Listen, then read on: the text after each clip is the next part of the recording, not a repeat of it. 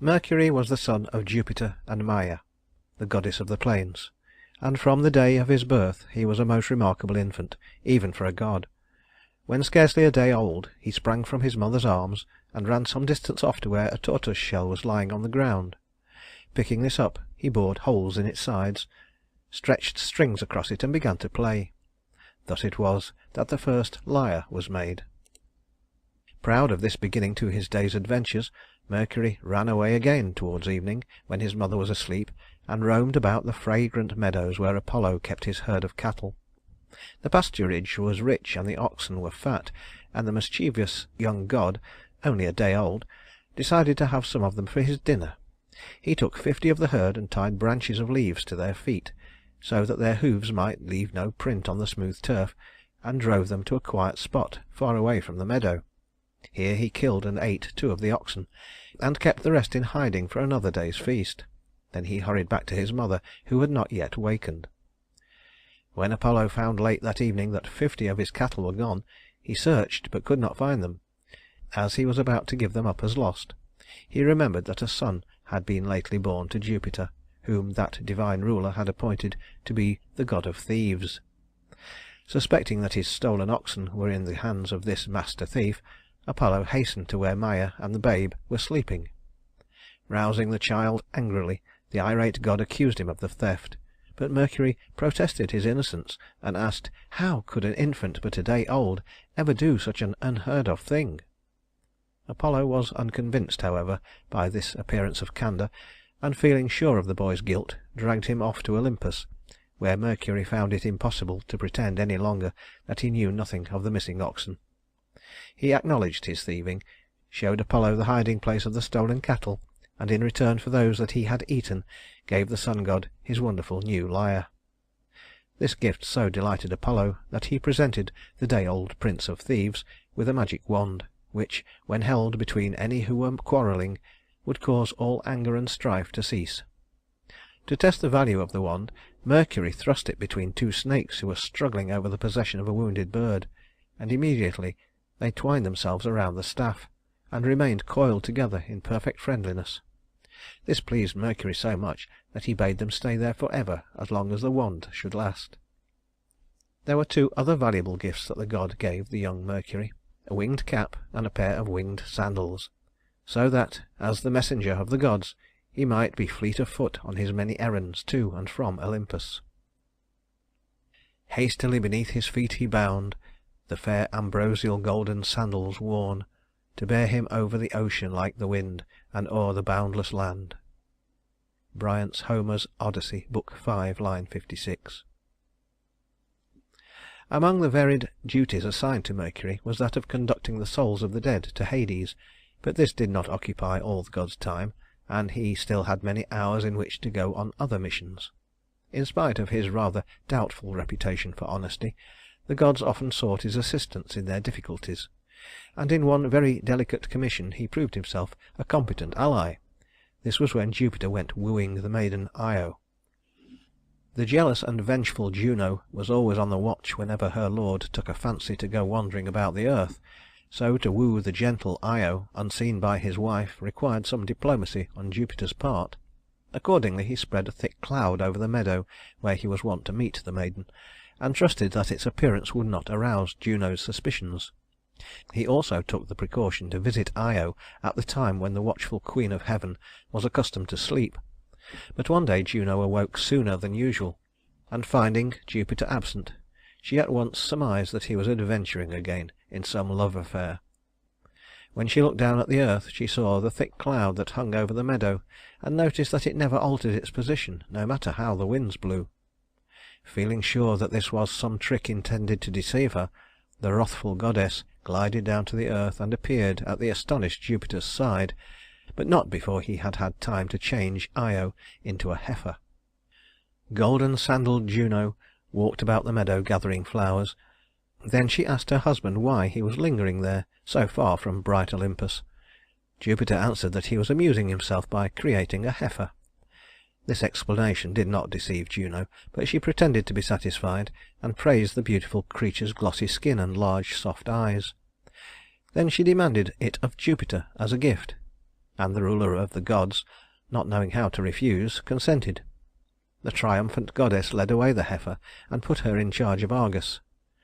Now Argus had 100 eyes, and though he often went to sleep, some of his eyes always kept awake, so Juno felt sure that no device of Jupiter's could enable Io to escape from the watchful guardian who never wholly slept. Meanwhile Jupiter was in despair over this unhappy ending to his wooing, and sought the help of Mercury, who often lent his ready wits to gods and mortals in distress.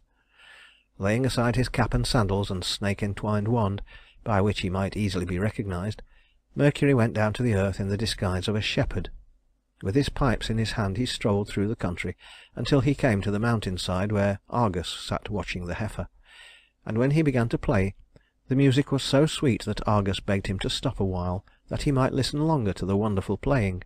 The wily god consented, and as he piped on, some of the 100 eyes grew drowsy with sleep, but some of them stayed open and watchful. The droning of his pipes kept on, and to add to the drowsiness of his music, Mercury began to tell stories in a low sing-song tone that cast a kind of spell over the eyes that were still watching. He told of Apollo's affection for the youth Hyacinthus, whom Zephyrus, god of the west wind, also loved, and how, when the sun god was playing quoits with his friend, Zephyrus, in a fit of jealous anger, blew aside the missile hurled by Apollo, so that it struck Hyacinthus and killed him. But the sun god would not let the fair youth be forgotten, and changed each drop of his blood into delicate white flowers, which were forever to bear his name. Then Mercury told of Aesculapius, son of Apollo and Coronis, who was entrusted to the care of Chiron, the most famous of the centaurs, and was also taught by his divine parent the art of healing.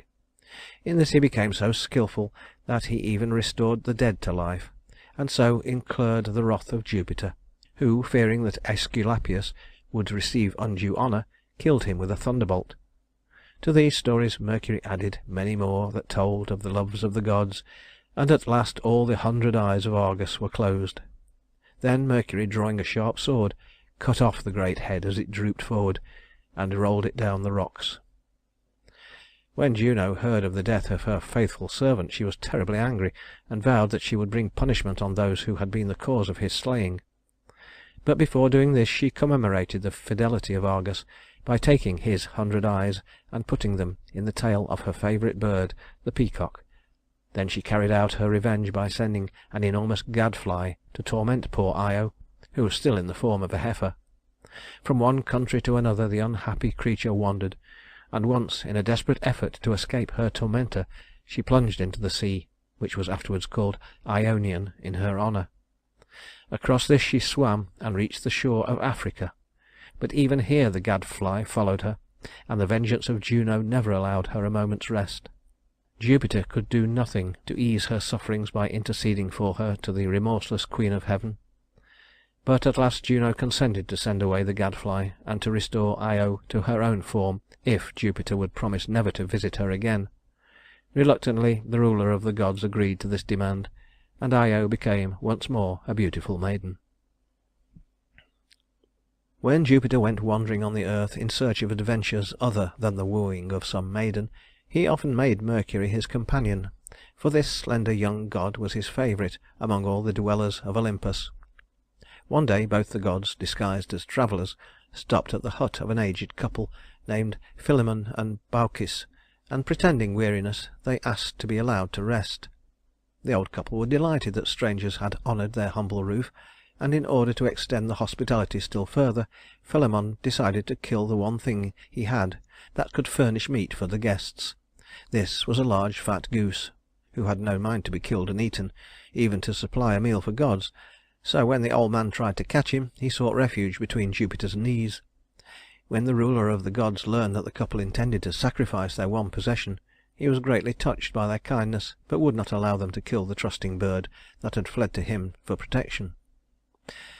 Then the good wife Baucis set before her guests olives, and cornel berries preserved in vinegar, and cheese with eggs cooked in the ashes. She laid earthen cups and dishes on the table, which she had already rubbed with sweet-smelling herbs, and placed beside them an earthen pitcher full of their best wine. When the simple meal was going on, and the guests were partaking of a dessert of apples and wild honey, Baucis was so fluttered over her duties as hostess that she did not observe the pitcher, but old Philemon looked on in astonishment at the wine which renewed itself in the pitcher as fast as it was poured out. He whispered to his wife to watch this miracle, and when she too saw the never empty pitcher, she was filled with a vague terror and looked fearfully at the smiling strangers. So Jupiter told the old man and his wife who their guests really were, and bade them ask of him some boon, swearing by the terrible river Styx to grant whatever they might desire. Then Philemon and Baucis begged that they might be allowed to serve the gods as long as they lived, and that when their time of service was over they might die together. Pleased with the simplicity of this request, Jupiter gladly promised that all should be as they wished, and he transformed their humble cottage into a beautiful temple, where they might worship the gods all their days. And when, after years of faithful service, Philemon and Baucis died, Jupiter changed them into lordly oaks, which stood before the pillars of the temple as a monument to their fidelity.